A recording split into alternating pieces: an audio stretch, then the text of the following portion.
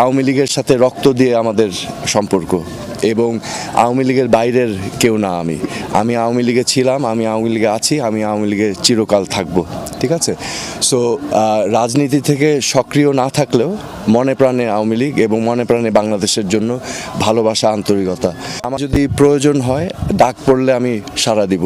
আবার রাজপথে থাকব। 2001 সালে যেমন ছিলাম বিএনপি জামাত জোট সরকারের সময়, ঠিক সেভাবেই আমাকে পাওয়া যাবে।